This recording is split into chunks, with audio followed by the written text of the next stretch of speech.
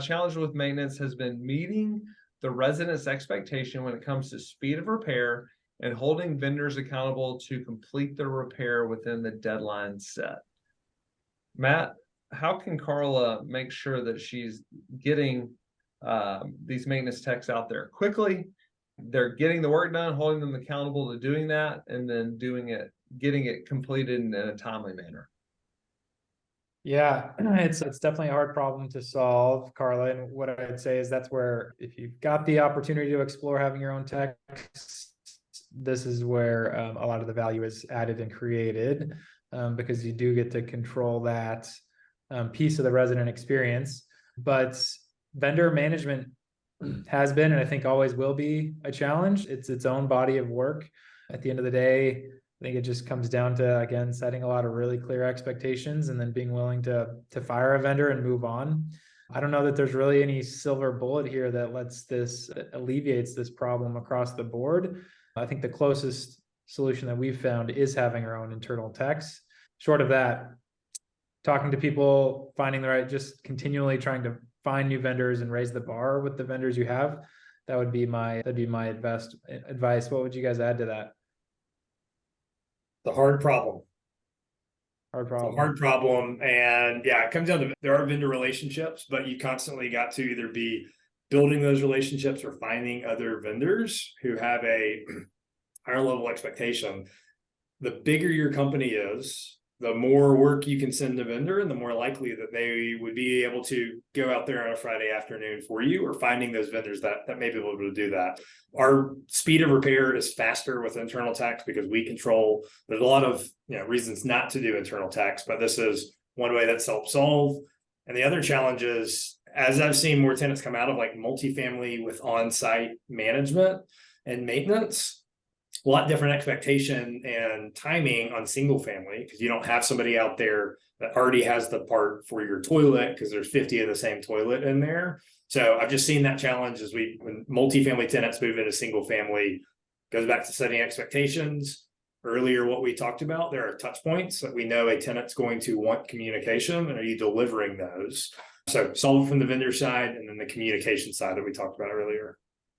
Chris has a question. I find it difficult to track and keep a low tenant turn cost, TTTC, when the owners delay approving bids. Would love to have a time limit on them to approve, or at least have an action plan on the next step. How do you think that would go over implementing something into the management agreement if they don't approve or make a payment plan within a set day limit? We've actually just talked about this, haven't we? Yeah. Yeah, we haven't rolled this out, but we've had this idea, so we can let you know. But the premise is, wait, no, you do it first, Chris, and then let us know.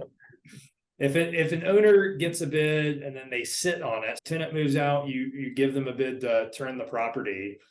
What's the owner's sense of urgency? That there naturally should be some there, but how can you sell benefits to the owner? Hey, I've got a crew that can start on Monday. So are you selling the value of it?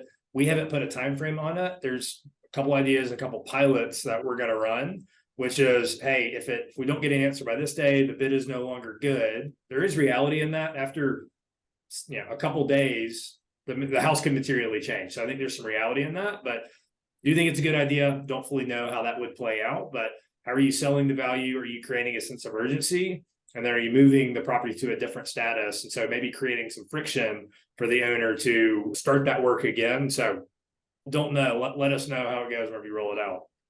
And I know we're talking about turns here, but if we have a big ticket item that we still need to get approval from the owner for, in a prior life, we really successfully ran a pilot and then implemented a process where we would say, hey, owner, here's what's going on. Here's our recommendation. Unless we hear from you in 48 hours or 2 business days, I can't remember what the exact time frame was, we're going to proceed as follows. And we would clarify that. And that actually worked out really well. Gave owners enough time to respond, but it also gave us the permission to just action when we needed to action. So didn't do that on the turn side, but definitely works even on big ticket repair and maintenance items. Just tagging along with that, do you have any suggestions when it comes to setting expectations with our residents, and when it comes to maintenance, setting expectations around maintenance, Kara? Yep, so that comes down to your tenant training. Are you communicating to the residents what that timeline should look like? And are you communicating to them when you're having a hold? So very often where I see tenant agitation is not in placing the work order, not in the work order completion. It's that gap of time in between. So do they know that it may take you 7 days to get out there if it's not an emergency work order? Do they know that you respond to emergency work orders within 24 hours? And if that's the case, do they know what an emergency work order even is? So if you can take the time to set those expectations with your tenants, then you can hold them accountable to those expectations. And I think that really solves a lot of that.